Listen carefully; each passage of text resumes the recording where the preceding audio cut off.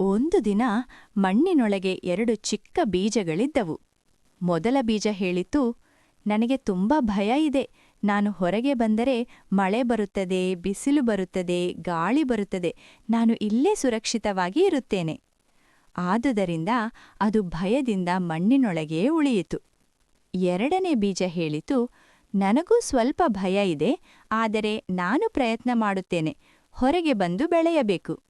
ಅದು ಮಣ್ಣನ್ನು ತಳ್ಳುತ್ತಾ ಹೊರಗೆ ಬರಲು ಪ್ರಯತ್ನ ಮಾಡಿತು. ಸ್ವಲ್ಪ ದಿನಗಳ ನಂತರ ಚಿಕ್ಕ ಮೊಳಕೆ ಹೊರಬಂದಿತು. ಮಳೆ ಬಂತು, ಗಾಳಿ ಬಂತು, ಬಿಸಿಲು ಬಂತು. ಆದರೂ ಅದು ನಿಲ್ಲದೆ ಬೆಳೆಯುತ್ತಾ ಹೋಯಿತು. ಕೆಲವು ವರ್ಷಗಳ ನಂತರ ಅದು ದೊಡ್ಡ ಮರವಾಗಿ ಬೆಳೆದಿತು.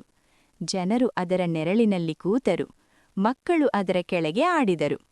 ಆದರೆ ಮೊದಲ ಬೀಜ ಇನ್ನೂ ಮಣ್ಣಿನೊಳಗೇ ಇತ್ತು. ಒಂದು ದಿನ ಒಂದು ಹಕ್ಕಿ ಬಂದು ಆ ಬೀಜವನ್ನು ತಿನ್ನಿತು. ಪಾಠ: ಮಾರಲ್: ಭಯದಿಂದ ಪ್ರಯತ್ನ ಮಾಡದೇ ಇದ್ದರೆ ಜೀವನದಲ್ಲಿ ಏನೂ ಸಾಧನೆಯಾಗುವುದಿಲ್ಲ. ಧೈರ್ಯದಿಂದ ಮುಂದೆ ಬಂದರೆ ಮಾತ್ರ ಯಶಸ್ಸು ಸಿಗುತ್ತದೆ. Like and subscribe.